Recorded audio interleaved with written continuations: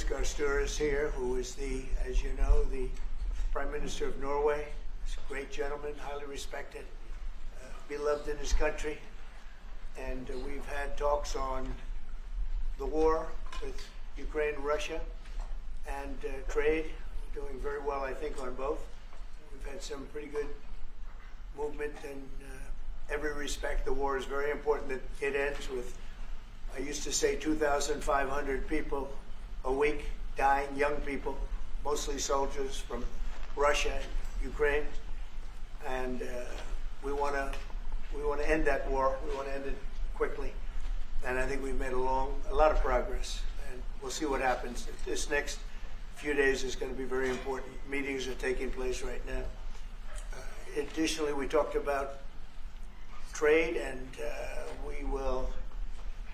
we get along very well on trade. We'll do something, but I think the Prime Minister knows that over the years, the United States has been very good to a lot of people, and it's time for us to benefit also. So we're going to have a good relationship on trade, and we discussed other things also. But Mr. Prime Minister, it's an honor to have you with us. Thank you very much. Well, thank you, Mr. President. This year is 200 years since the first immigration from Norway to the U.S. We come here early in your term. Appreciate that you take time.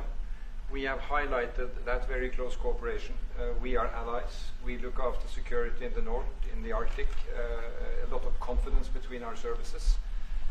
We have discussed in detail the war in Ukraine. I have saluted the President for his initiative to make progress towards something that can be a ceasefire and an end to this terrible conflict. It is a complex picture, but it needs political will and push, and we have exchanged ideas on that. And then I think the President and his team have been open to hear our perspectives.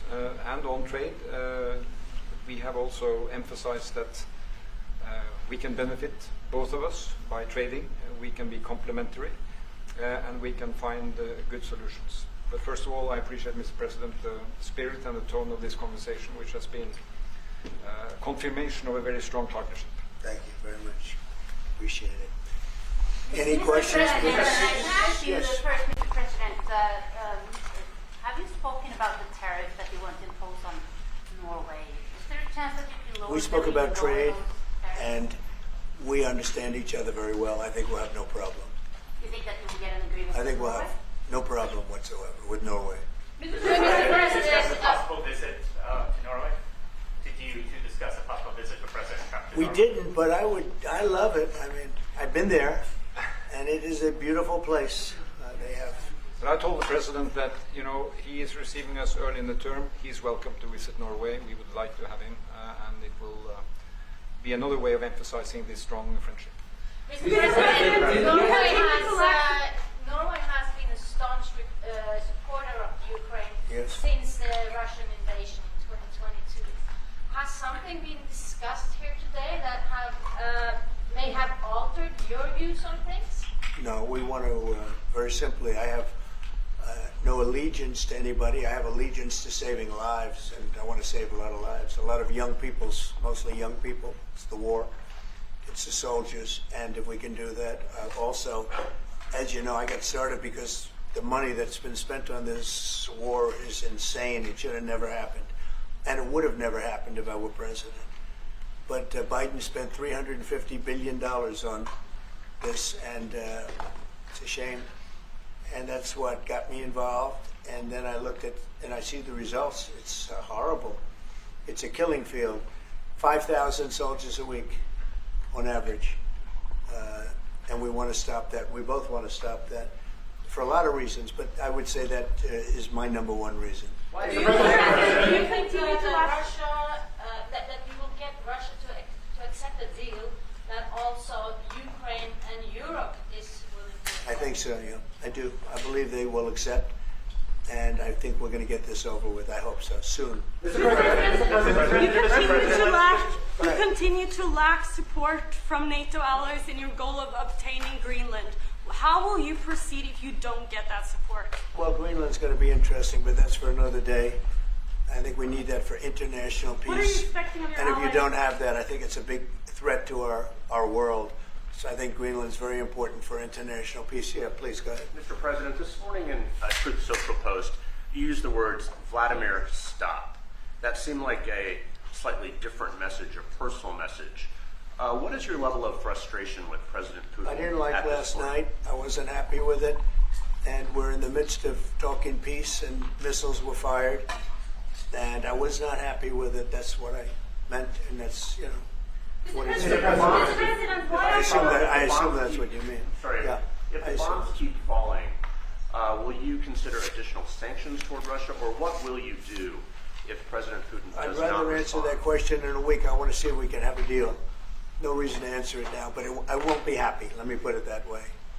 Things will happen. Mr. President, why are you not putting more pressure on Russia? I know a lot of Europeans. Putting a lot of pressure. You don't know what pressure I'm putting on Russia. They're dealing. You have no idea what pressure I'm putting on Russia. We're putting a lot of pressure. Can you maybe tell us that? What kind of We're pressure putting a are you lot of putting on pressure on Russia, and Russia knows that, and some people that are close to it know, or he wouldn't be talking right now.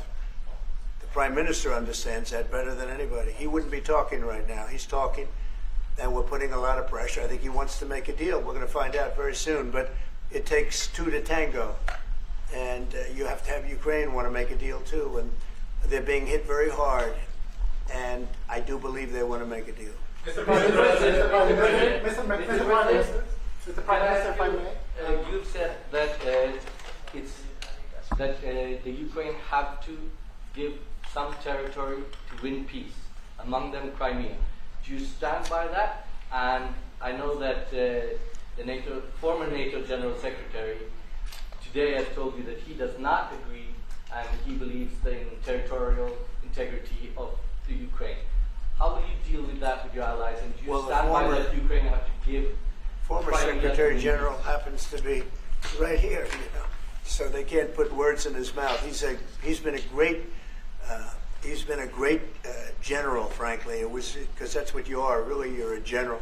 But he's been a great Secretary General. We had a tremendous relationship, very successful, and I think he could speak for himself. He's right here.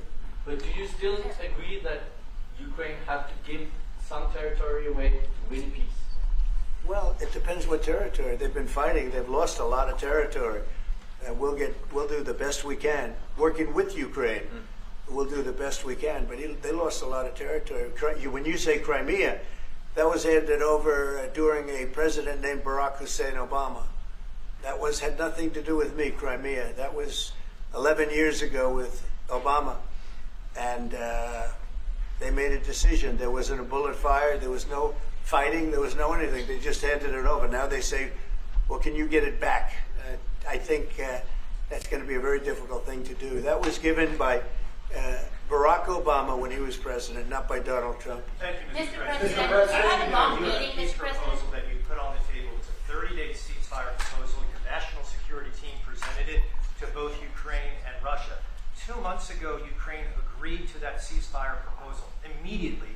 Russia has not. And my question is Russia the obstacle to peace based upon that, just getting to that 30-day ceasefire? I don't think so. I think that they both want peace right now. They're ready to do something.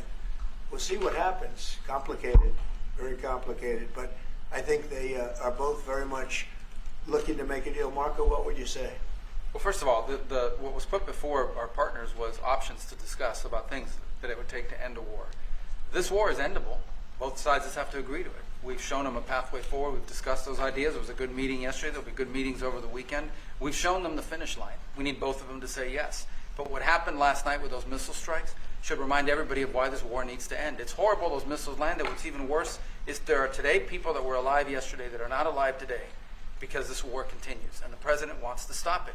And everyone should be thanking the president for being a peacemaker and trying to save lives. That's what we're trying to do here. It's not our war. We didn't start it, as you know. But we're trying to end the dying. We're trying to end the destruction. And we've shown the path forward. We can see the finish line, but both of them have to get there. We're going to do everything we can to help them get there, but they have to ultimately say yes. And we are using a lot of pressure on both. If you think we're just in there because we're nice people, and we are nice people, but we're using a lot of pressure on both.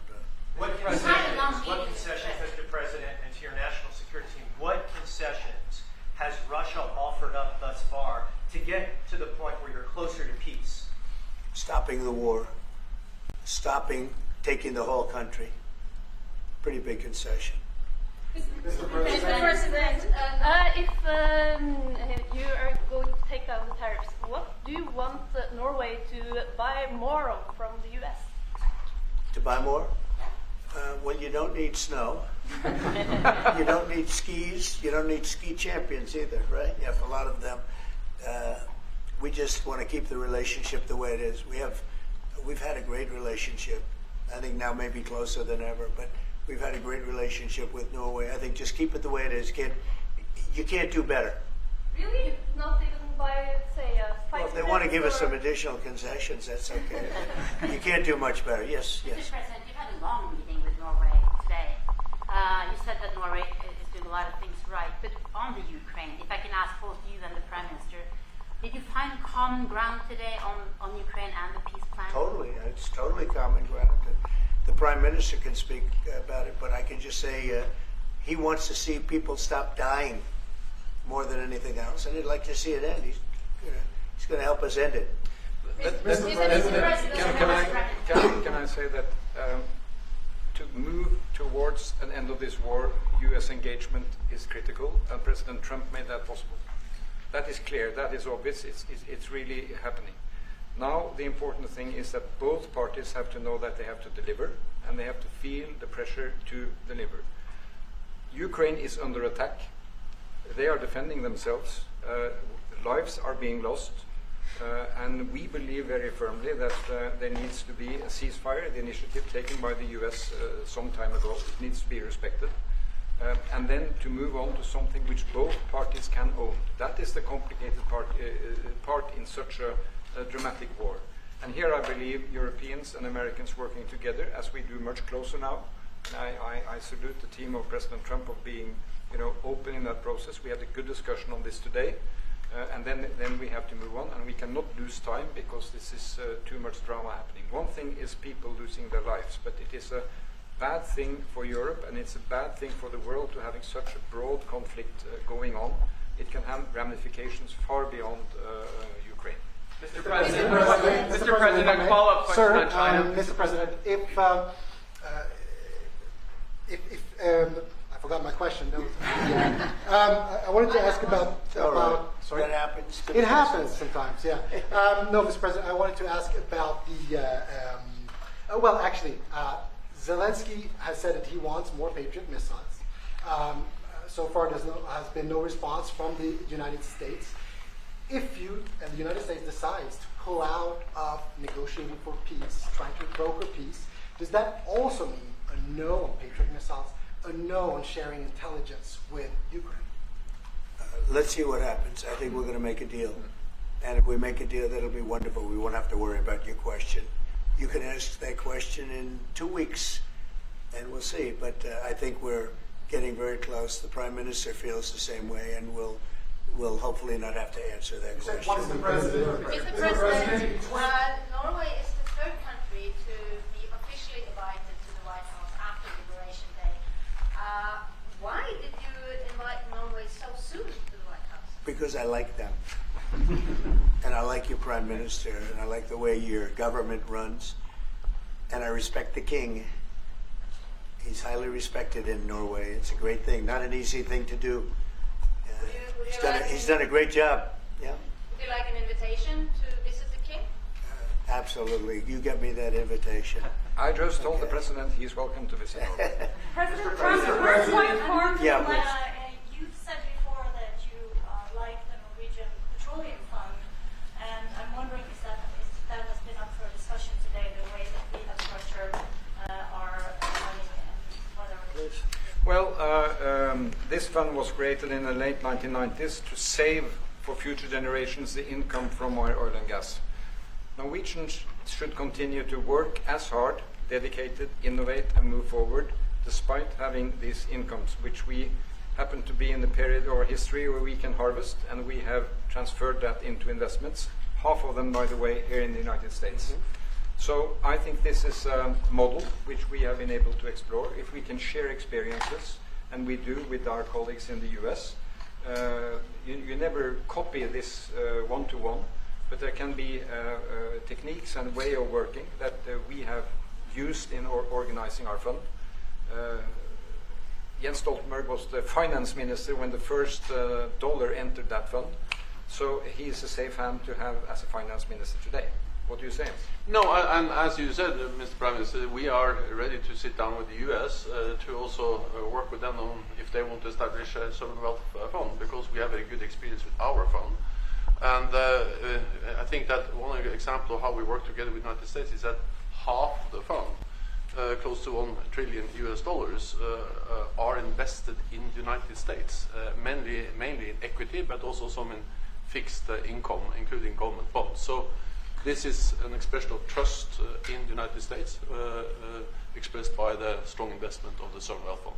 Then just briefly on Ukraine, since it was mentioned, we had a very good and extensive discussion about Ukraine, the path forward to peace. And as the Prime Minister said, we commend the US for pushing forward to try to find a negotiated solution. At the same time, we need to continue to support Ukraine. And therefore, I'm proud that Norway has actually tripled the military support to Ukraine.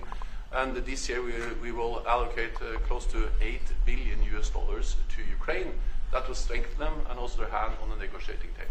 If I may add to that, if there's a peace, and there will be a peace, we have a common responsibility in securing democratic Ukraine for the future. And the best security guarantee they can have is the ability to defend themselves. And we are investing in that. Mr. Prime Minister, Mr. if I may, as it relates to tariffs, Mr. President, when you unveiled your reciprocal tariffs on April the 2nd, the tariff rate for Norway was 15%.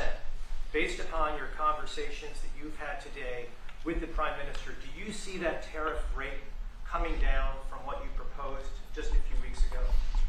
Well, they have a great fund of $2 trillion. It's a big fund. And they don't have any debt. So I think they'd probably be willing to pay us more than that, I hope. Are the terms in agreement of which Mr. President, Yes. In 2018, your former Secretary of State Mike Pompeo called for an end to Russian occupation of Crimea. Why does this administration, why has this administration changed its stance on territorial concessions? Well, the war started. It would have never started if I were president. This is a war that is a horrible. All wars are horrible. This one is in particular bad. And I don't know that you can ever say there's going to be a winner to this, because so many lives have been lost. Not only soldiers, a lot of lives have been lost. I think that we want to do one very simple thing. It would have never happened if I were president. Zero chance it was going to. And it didn't. People say, how do you know that? Number one, it didn't happen. We never even discussed it. I would talk to Putin about it. It was the apple of his eye. Ukraine was the apple of Putin's eye, but there was never even a thought that he'd go in. And I think he understood that I would not be happy if he did. And it was only when I got out, and when you mention what happened to Ukraine years ago under President Obama and a vice president that was also president later, unfortunately for this country, what happened is large chunks of land were given up, and it was called Crimea, and that was a big thing. That was a big moment. But this isn't my war. This is Biden's war. This is a war that Biden was president when this war happened. But I'm trying to put out the fire, and I think we'll be successful. And if we do, we're going to save a lot of lives. Otherwise, and the Prime Minister had a statement. He said, "This is just a point in time. We're very lucky because this is a point. And if this doesn't happen, this could go on for a long time." Mr. President, will you have meetings with other world leaders when you're in Rome, sir? Future Democrat president? I don't think he will. I think he wants to make peace. I think he wants to end it, and I feel pretty confident of that. But we're gonna know pretty soon. Mr. President, will you have meetings with other world leaders when you're in Rome? Yes, I will. Which leaders do you want to meet, sir? Well, I'd like to meet them all. That would be nice. I'd like to take care of all of them, but we have many of them there, and they all want to meet. They want to meet about trade. And we are making some great inroads and great deals. You might want to speak about that, Mr. Secretary. We had a very successful bilateral meeting with the Republic of South Korea today. We may be moving faster than I thought, and we will be talking technical terms as early as next week. as we reach an agreement on understanding as soon as next week. So South Koreans came early, they came with their A game, and we will see if they follow through on that. President, you're rounding up your Do you think you deserve the Nobel Peace Prize if you manage to create? Do I deserve the Nobel Peace? If you manage to create peace? Well, maybe for the Abraham Accords. I don't want to get ahead of myself on this one, but they say for the Abraham Accords, and by the way, speaking of that, we're going to be filling it up. A lot of countries want to come into the Abraham Accords. You know, we have 4, and Biden did nothing on that one, too. It's the same 4. But they're great countries, and they were brave doing it, and it's worked out very well. And we're going to be filling up the Abraham Accords. They're going to be, I think, filling it up very rapidly. Marco, could you say something about that? There's great, enormous opportunity to grow the Abraham Accords. But I would just point to one thing. Of all the leaders in the world today, no leader is working harder to prevent wars or end them than President Trump is right now. That's why we're talking to Iran. That's why we're engaged with Ukraine and Russia. It's the desire to prevent these wars from breaking out and to end the ones that exist already. And again, I just think it's tremendous for our country to be led by a president who desires to bring peace and establish peace and protect peace. So it's hard work. Mr. President. You know, Marco just mentioned something that maybe we should talk about for just a second, if we could, Mr. Prime Minister. And you're involved in it too, because you've been involved in the world and peace. But I think we're doing very well with respect to Iran, and we're having very serious meetings. And there are only 2 options, and the one option is not a good option. It's not a good option at all. And I think we're doing very well on an agreement with Iran, but that one, we're doing a lot of things, I will say, but that one is well on its way. We could have a very, very good decision, and a lot of lives will be saved. Mr. President, on the economy, there was a slowdown. Mr. President, on the economy, there was a slowdown as it relates to home sales in the month of March, the slowest pace since 2009. Is that an economic indicator, and perhaps the Treasury Secretary can weigh in on this as well, is that an economic indicator that concerns you about the broader U.S. economy? No, they had very good numbers on housing today, extremely good numbers, and that's despite interest rates, because, you know, if you look at what happened, everyone said, oh, I said I was going to get prices down. I did. Energy just hit $1.98 in a couple of states. It's way down. Energy's down, and we're about $64 a barrel. When I came in, and we were looking at $89, $90, $95. And by the way, that helps us solve the war too. Having those energy prices is a big incentive for Russia to also agree with solving the war problem. Groceries are down. When I was with you 2 months ago, you were complaining about eggs. I said, I just got here. I was here for about a week when the press started saying about eggs have gone through the roof. I said, I just got here. Tell me about eggs. And they happened. They went through the roof, and you couldn't get them. So we just had a big Easter egg hunt at the White House. Thousands and thousands of eggs, and the price was down 87%. So we did a great job. Housing is doing very well. We should lower interest rates. That's the Fed. I hope they lower interest rates. That's the smart thing to do. Be ahead a little bit, although already it's a little bit late. But in the end, we just have a great country. We have a very strong country, and we have every other country. I can't think of one country that doesn't want to negotiate a deal.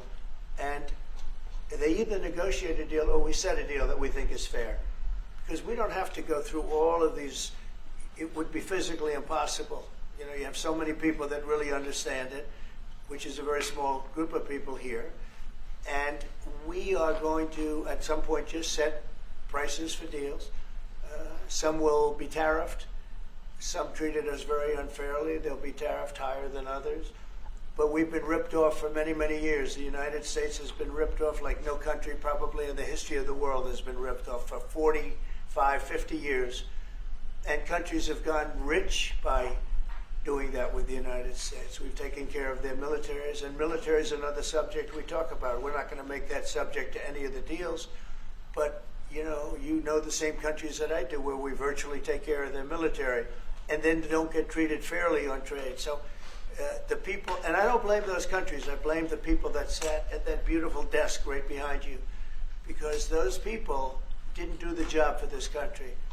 and they let us lose $4 billion a day on trade. We were losing $4 or $5 billion a day on trade when I got here, and now we're going to be much better than breaking even, and we're going to be making $4 or $5 billion a day on trade. So, but I don't blame any country, not the worst of them. We were abused by countries. I blame the President of the United States that happened to be sitting when these deals were made. Disgraceful. When I was here, we had a great 4 years. We had the most successful economy in the history of our country, my first term. And we were very tough on trade. And with China, as you know, they paid hundreds of billions of dollars in tariffs. But nobody else ever did that. China paid not 10 cents to any other president. And but not only China, virtually every country got away with murder. And we just can't let that happen. Thank you very much, everybody. Thank you very much. Appreciate it. Thank you very much.